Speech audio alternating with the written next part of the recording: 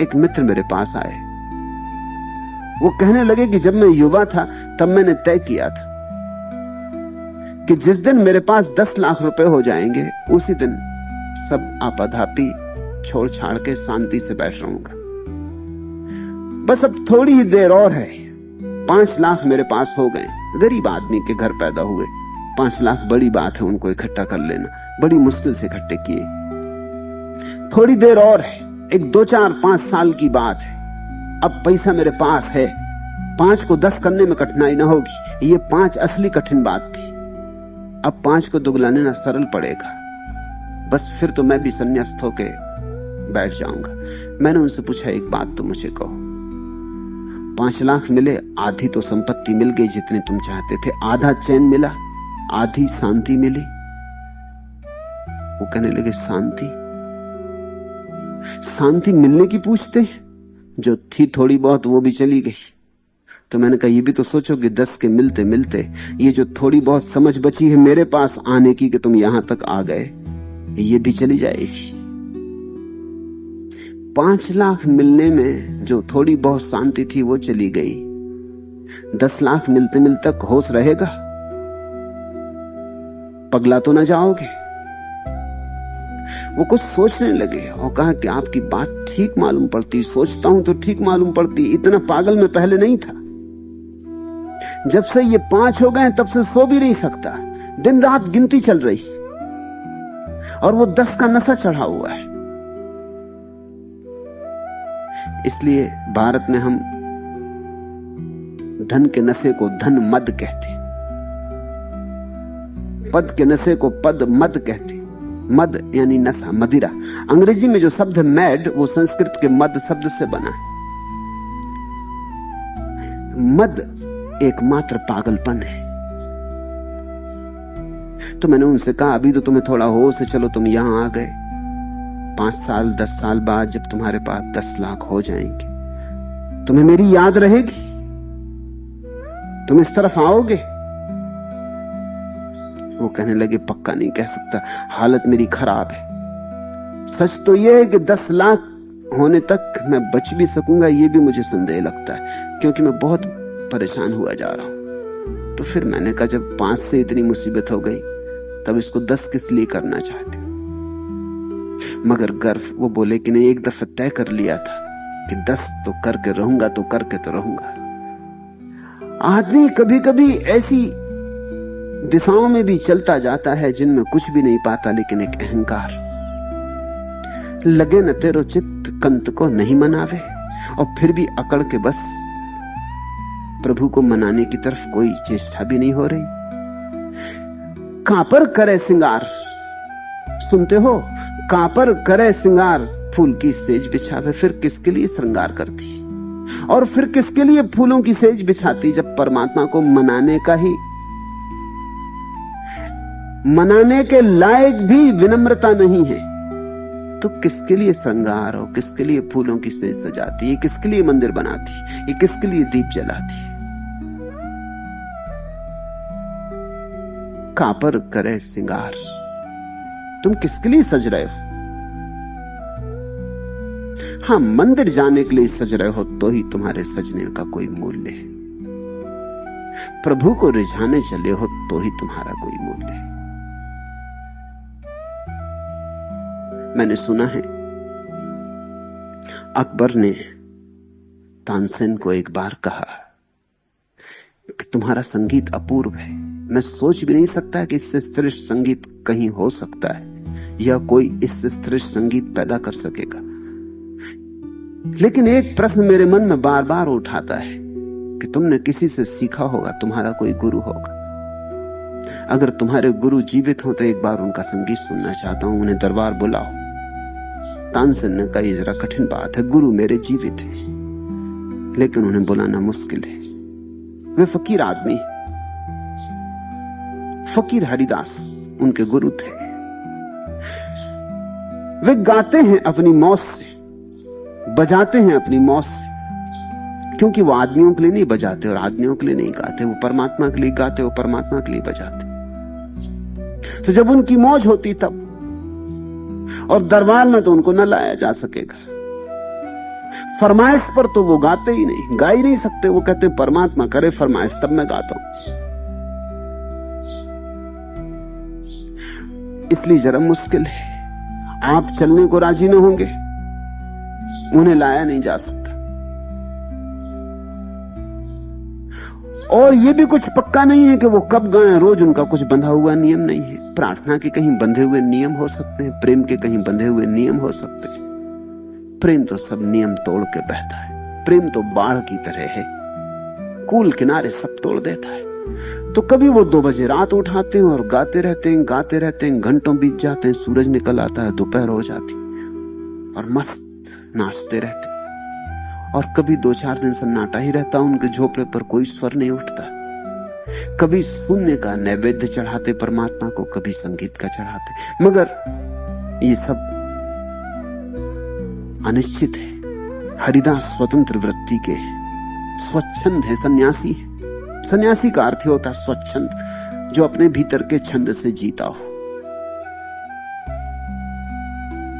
अकबर ने कहा कि तुमने मुझे और लुभा दिया, सुनना तो होगा ही, कुछ भी उपाय हो तुम पता लगाओ, मैं आधी रात भी चलने को राजी हूं। लेकिन तानसेन ने कहा एक और आखिरी बात झंझट की है कि अगर कोई पहुंच जाए वो तो क्षण रुक जाते, चुप हो जाते, तो चोरी से सुनना पड़ेगा, झोपड़े के बाहर छिप के सुनना पड़ेगा। हम जब उनके विद्यार्थी भी उनके पास थे तो छिप के ही सुनते थे, हमें सिखाते थे, वो तो ठीक था। लेकिन जब वो खुद अपनी मस्ती में, अपनी रौ में आते थे तो हमें छिप के सुनना पड़ता था। सामने पहुंच जाओ वो रुक जाते। बात ही गई। तो रात अकबर ने और तानसेन ने 2 बजे रात छिप गए हरिदास के झोपड़े के पास। वो आगरा में यमुना के किनारे रहते थे। 3 बजे रात वो अपूर्व संगीत शुरू हुआ हरिदास का। अकबर डोलने लगा, उसकी आंख से आंसू ही बह जाते। 5 बजे बंद हुआ संगीत। जब वे लौटने लगे महल की तरफ तो अकबर बिल्कुल चुप रहा, कुछ बोला ही नहीं। ये बात कुछ ऐसी थी कि इसके संबंध में कुछ भी कहना छोटा होगा, ओछा होगा। ये इस जगत का संगीत ना था। ये सेज परमात्मा के लिए बिछाई गई थी, ये श्रृंगार परमात्मा के लिए किया गया था। ये तो बात ही अलौकिक थी, ये अपार्थिव थी बात, ये स्वर्ग का संगीत था। इसके संबंध में क्या कहूं, कुछ कहने को ना था। एक सन्नाटा रहा। जब महल आ गया और अकबर उतर के महल की सीढ़ियां चढ़ने लगा और उसने तानसेन को विदा दी, तब उसने इतना ही कहा, तानसेन अब तक मैं सोचता था तुम्हारा कोई मुकाबला नहीं, आज मैं सोचता हूं तुम्हारे गुरु के सामने तुम तो कुछ भी नहीं हो। आज मैं बड़ी बेचैनी में पड़ गया हूं। अब तक सोचता था तुम्हारे सामने कोई भी कुछ नहीं है, आज बड़ी मुश्किल हो गई। आज तुम्हें देखता हूं तो तुम्हारा संगीत तो साधारण मालूम पड़ता है। तुम्हारे गुरु के सामने तो तुम कोई भी नहीं हो, कुछ भी नहीं हो। तुम्हारा उनसे क्या मुकाबला। अब तक सोचता था तुम्हारा कोई मुकाबला नहीं, अब सोचता हूं तुम्हारा उनसे क्या मुकाबला। इतना फर्क क्यों है? और जो तुम्हारे गुरु के जीवन में हो सका तुम्हारे जीवन में क्यों नहीं हो पाया? तानसेन ने कहा, कठिन नहीं है मामला, सीधा साफ है। मैं बजाता हूं आपके लिए, मेरे गुरु बजाते परमात्मा के लिए। मैं बजाता हूं कुछ पुरस्कार पाने के लिए, क्षुद्र पुरस्कार, धन पद प्रतिष्ठा। मेरे गुरु बजाते अहोभाव से, किसी पुरस्कार को पाने के लिए नहीं। मैं बजाता हूं कुछ पाने के लिए, मेरे गुरु बजाते हैं क्योंकि उन्होंने कुछ पा लिया है। उस पाने से बजना उठता है। मैं तो भिखारी हूं, वे सम्राट हैं। जिस दिन तुम परमात्मा के लिए श्रृंगार करोगे, उसके लिए फूलों की सेज सजाओगे, उसी दिन तुम्हारे जीवन में आनंद, उसी दिन तुम्हारे जीवन में संगीत, उसी दिन तुम्हारे जीवन में अर्थ। उसके पहले तो सब व्यर्थता है। कापर करे श्रृंगार, फूल की सेज बिछावे। और कहते पलटूदास की लोगों को मैं देखता हूं बड़ा श्रृंगार कर रहे हैं, बड़ी फूलों की सेज सजा रहे हैं, मकान बना रहे हैं, व्यवस्थाएं जुटा रहे हैं। किस लिए, किसके लिए? कापर करे श्रृंगार, फूल की सेज बिछावे, किसको रिझाने के लिए ये आयोजन चल रहा है। और यहां हाथ से वसंत निकला जा रहा है। पलटू ऋतु भरी खेल ले, फिर पाछे फिर पछतावे अंत, क्या सोवे तू बावरी चाला जात वसंत। पलटू ऋतु भरी खेली ले।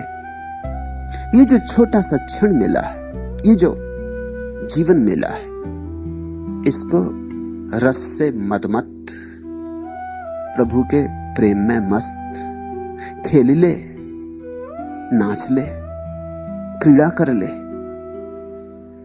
ये जो इसने दिया है उसी के चरणों में समर्पित कर दे।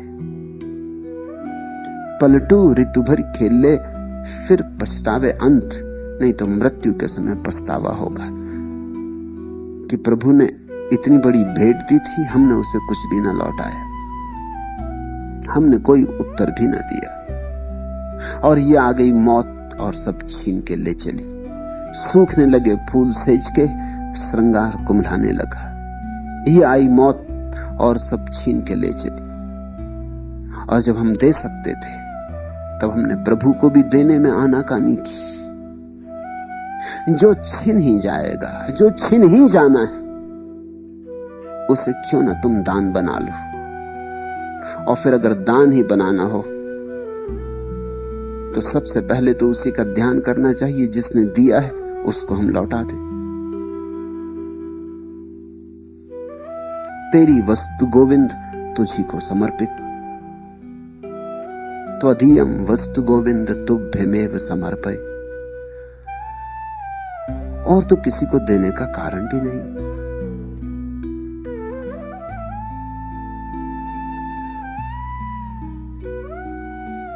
है नींद सुहागिन वंदनी परदेसी पी की बाहों में। ओ मेरे सपनों के सृष्टा और ओ मेरी जागृति के दृष्टा, क्या ज्ञात नहीं मेरी सीमित साधे हैं तेरी चाहों में। ओ मेरे मोहन परदेसी, तेरी राधा वलकल वेसी, आशा का दीप लिए बैठी है पलछिन तेरी राहों में। इन श्वासों का ताना बाना, रुक जाए नहीं आना जाना, युग से पल बीत रहे मेरे, मैं डूब रही हूं आहों में। तेरी पदरज कुमकुम रोली, तू था तो थी प्रतिदिन होली। तू तो तरु मैं हूं लता पुष्प, पलती हूं तेरी छाओं में। ओ मेरे सपनों के सृष्टा, ओ मेरी जागृति के दृष्टा, क्या ज्ञात नहीं है मेरी सीमित साधे हैं तेरी चाहों में। है नींद सुहागिन वंदनी परदेसी पी की बाहों में। वो जो परदेसी पिया है, वो जो परमात्मा है, जो पता नहीं कहां छिपा है। हमारा सारे जीवन का आनंद उसकी बाहों में, उसके आलिंगन में पड़कर ही जीवन में संगति सुरभि संगीत का जन्म होता है। संसार में सिर्फ दुख है। दुख यही है कि जो हम खोजते हैं वो वहां नहीं मिलता है। वो वहां नहीं मिलता है क्योंकि वह वहां नहीं है। हमारी खोज ठीक, हमारी आकांक्षा ठीक, हमारी दिशा भ्रांत है। लेकिन हम बड़े अकड़े, हम बड़े गर्व से भरे, हम कहते हैं मैं और मेरी दिशा कैसे गलत हो सकती, सिद्ध करके रहूंगा। माना दूसरे हार गए होंगे और सिकंदर हार गए होंगे, लेकिन मैं सिद्ध करके रहूंगा कि मिलता है। सारी मनुष्य जाति की कथा क्या है? जिन्होंने भी बाहर खोजा अब तक कुछ भी नहीं पाया। जिन्होंने बाहर खोजा खाली हाथ रहे, खाली हाथ गए। निरपवाद रूप से बाहर खोजने वाले थके हारे पराजित हुए। बाहर खोजने वालों में कोई कभी जिन और विजेता नहीं हुआ। पराजय वहां भाग्य, पराजय वहां नियति। एक मनुष्य ने भी कभी बाहर खोजकर यह नहीं कहा कि मुझे मिला। इससे बड़ा और कोई वैज्ञानिक सत्य हो सकता है? निरपवाद। किस बात को वैज्ञानिक कहते हो? वैज्ञानिक उस बात को कहते हैं जिसमें कोई अपवाद ना हो। जब भी पानी गर्म करो 100 डिग्री पर ही भाप बने, कभी 99 पे बन जाए, कभी 101 डिग्री पे बने, तो ये फिर विज्ञान का नियम ना रहा। अपवाद आ जाए तो नियम टूट गया। 100 डिग्री पर ही बने, फिर चाहे तिब्बत में गर्म करो, चाहे चीन में, चाहे मंगोलिया में, कहीं गर्म करो, 100 डिग्री पर ही भाप बने। जब ये हजारों प्रयोग करके देख लिए जाते और पाया जाता हर बार 100 डिग्री पर ही भाप बनता, तो नियम निर्धारित हो जाता। निरपवाद है तो नियम बन जाता है। लेकिन इससे बड़ी निरपवाद कोई व्यवस्था नहीं है मनुष्य जाति के इतिहास में, क्योंकि ये प्रयोग अरबों खरबों लोगों ने किया है कि हम संसार में सुख पालें और नहीं मिलता। लेकिन फिर भी हर आदमी इस अहंकार से भरा हुआ पैदा होता है कि औरों को न मिला होगा। मैं निरपवाद नियम को तोड़ के बताऊंगा, मैं अपवाद होकर सिद्ध रहूंगा, मैं दिखाऊंगा कि मुझे मिलता है। ये एक पहलू। दूसरा पहलू यह कि जिन्होंने भी भीतर खोजा उन सभी को मिला है, वो भी निरपवाद। कोई महावीर, कोई मोहम्मद, कोई कृष्ण, कोई क्राइस्ट, कोई रैदास, कोई पलटू, कोई नानक, कोई कबीर, जो भी भीतर गया है उसे मिला है। ऐसा कभी नहीं हुआ कि कोई भीतर गया हो और उसने कहा हो मुझे नहीं मिला। ये दूसरा पहलू उसी नियम का। ये तो दोनों तरफ से कसौटी हो चुकी है इस नियम की कि भीतर ही मिलता है, बाहर नहीं मिलता। लेकिन फिर भी आदमी का अहंकार अपूर्व रूप से अंधा है। वो कहता है किसी को अब तक न मिला होगा, मैं एक कोशिश करके और देख लूं। असंभव कोशिश हार ही जाती। फिर हमारे हाथ में केवल अभिनय रह जाता है। सत्य तो हाथ में नहीं आता, संसार अभिनय है। फिर हम दिखावा करने लगते हैं। जब नहीं मिलता, हंसी तो आती नहीं असली, तो फिर हम झूठी मुस्कुराहट अपने ओंठों पे चिपका लेते। मन को समझाना तो होगा ही ना, तो हम झूठी खुशियां, झूठे उत्सव मनाते रहते। भीतर जलती रहती आग और बाहर हम शीतलता दिखलाते रहते। भीतर आंसुओं के ढेर लगे रहते और बाहर हम हंसते चले जाते। तुम जरा लोगों का हंसना देखो, कैसा खाली, कैसा रिक्त, कैसा निर्जीव। तुम जरा लोगों के आंखों में झांको, दिखलाने की कोशिश वो यही करते हैं कि सब ठीक है। कुछ भी ठीक नहीं। भीतर सिर्फ मौत आ रही और वसंत जा रहा, और उनके पैर डगमगा रहे हैं, लेकिन किसी तरह अपने को संभाल के खड़े हुए। किसी को दिखने नहीं देते कि हमारे पैर डगमगा रहे हैं। अभिनय करो, प्रणय का अभिनय करो। अभिनय ही बंद करो। 1 बार 2 बार 3 बार नहीं, नित्य ही अभिनय करो, नित्य ही अभिनय करो। बहुत भला लगता है, सांसों पर सरगम सा चलता है। क्या बुरा है यदि ऐसे ही प्राणों को छला जाए, यूं ही सहज सरल जीवन क्रम चलता चला जाए। मगर क्या खाक सहज है यहाँ, क्या सरल है। फिर धीरे धीरे अभिनय की श्रृंखला ही रह जाती। बताते रहो जो नहीं। भीतर निर्धन रहो, बाहर धन दिखलाते रहो। भीतर अज्ञानी रहो, बाहर ज्ञान दिखलाते रहो। भीतर संताप और बाहर दिखलाते रहो कि सब ठीक है, तुम बड़े प्रसन्न हो। ऐसा ये जगत अभिनय से भरा है। इससे बड़ा खतरा होता है। कम से कम छोटे बच्चों को तो बड़ा धोखा हो जाता। बच्चों को ही धोखा होता है। फिर बच्चे बड़ी उम्र के भी हुए तो भी कुछ फर्क नहीं पड़ता। बच्चों को ही धोखा होता है। धोखा ही बच्चों को हो सकता है। तुमको भी धोखा होता है कि सब लोग इतने प्रसन्न चले जा रहे हैं, देखो कितने लोग आनंदित हैं, मैं ही एक दुखी। ये हर एक का अनुभव। प्रत्येक ऐसा ही सोचता है कि मैं ही अकेला दुखी है। प्रभु मुझे ही क्यों दुखी बनाया। सारी दुनिया इतनी खुश मालूम हो रही, रंगरेलियां चल रही, लोग हाथों में हाथ डाले जा रहे, गीत गा रहे, नाच रहे, सारी दुनिया इतनी प्रसन्न है, मैं ही क्यों दुखी हूं। ये सभी का भीतरी अनुभव है कि मैं ही क्यों दुखी हूं। लेकिन दूसरे तो प्रसन्न दिखाई पड़ते हैं, तो ऐसा लगता है कोई अन्याय किया गया तुम्हारे साथ। यहां कोई भी प्रसन्न नहीं है। यहां जितने तुम दुखी हो उतने ही सभी दुखी। यहां ऊपर ऊपर के भेद होंगे, भीतर की दुख की ढेरियां उतनी की उतनी ही, कोई अंतर नहीं।